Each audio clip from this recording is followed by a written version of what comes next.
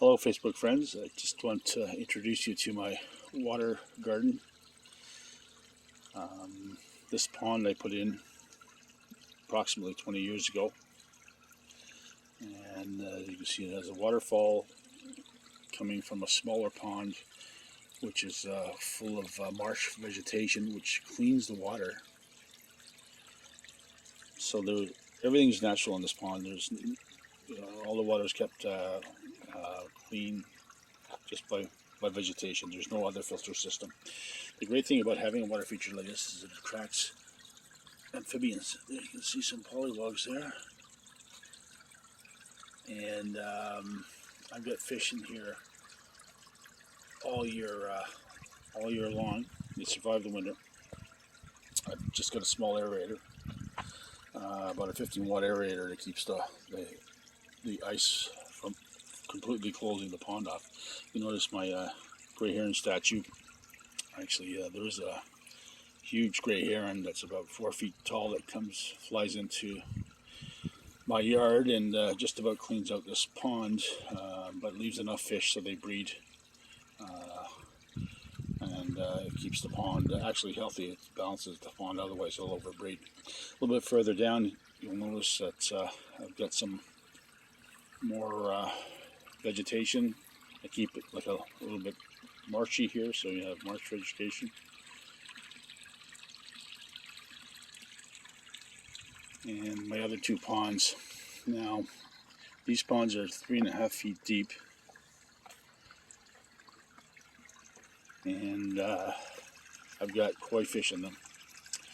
And one was another heron, so I guess I'm advertising come eat at Henry's Ponds. But I have much larger fish in here. These are koi fish. Some of them are up to 18 inches in height, 18 inches long. And these ponds are kept clean by two smaller ponds, again, full of vegetation. These koi fish are actually tame. You can feed them by hand. You can actually pet them, but unfortunately I have this elaborate netting because of the gray heron that will actually damage them. If it can't eat them, it'll kill them.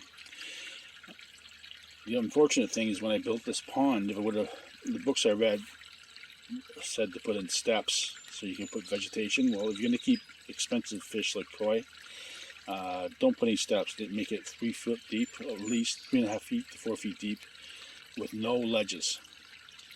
Nothing for the bird to stand on. Otherwise, it will decimate your fish. And if I would have known that at the beginning, I would have never done. I put steps in.